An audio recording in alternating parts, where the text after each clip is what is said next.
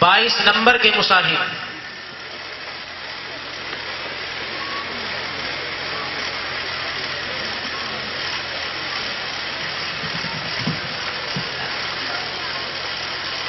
حامدا ومصليا أما بعد قال الله تعالى ورفعنا لك ذكرك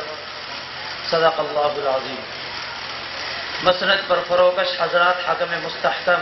اور دور دراز سے تشریف لانے والے مہمانان اعظام، آج کے اس عظیم الشان مسابقے میں میں چاہتا ہوں کہ ختم الرسل کی سیرت طیبہ کا کچھ حصہ بیان کروں. دوستو،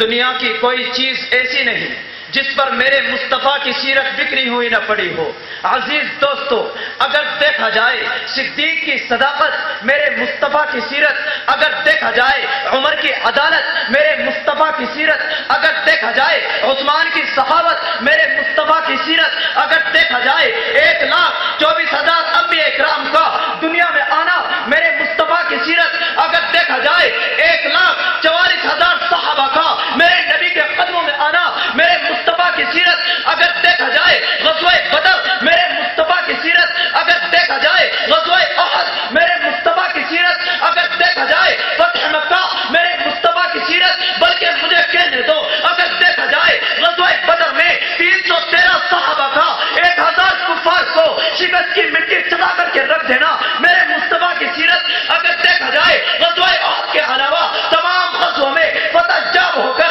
عالم اسلام میں عروج پیدا کر کے خوشی کے نعروں کو بلند کرنا، میرے مصطفیٰ کی سیرت، اگر دیکھا جائے میرے نبی کا غصے میں آ کر جہنم کو ہلا کر کے رکھ دینا، میرے مصطفیٰ کی سیرت، اگر دیکھا جائے میرے نبی کے مسکرانے کی وجہ سے جنت کے دروازوں کا کھل جانا، میرے مصطفیٰ کی سیرت، اگر دیکھا جائے میرے نبی کے دنیا میں آنے سے پہلے چاند کو اپنی نورانیت پہ ناز تھا، سورج کو اپنی ضیاء پہ ناز تھا، ستاروں کو اپنی روشنی پہ ناز تھا، لیکن میرے نبی کے آنے کے بعد تمام کے ناز و نخرے ٹوٹ پھوٹ کر بکھر پڑے اور کائنات کے کفار مشرکین اور میرے مصطفیٰ کے اخلاق و کردار پر کردار اچھالنے والوں سن لو اور کان کھول کر سن لو، اگر میرے پیغمبر کا اس دنیا میں آنا نہ ہوتا تو آج تمہارا بھی وجود اس دنیا میں نہ ہوتا، بلکہ میں تو اس سے بڑھ کر کہوں گا اگر میرے مصطفیٰ کا اس دنیا میں آنا نہ ہوتا تو تمام ذرہ ذرہ اور پوری دنیا کا وجود ہی نہ ہوتا. یہ سب کچھ میرے مصطفیٰ کی خاطر وجود میں آیا ہے.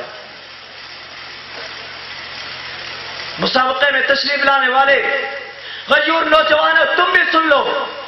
جس وقت ابو جہل میرے مصطفیٰ کے پاس آیا اور کہا کہ او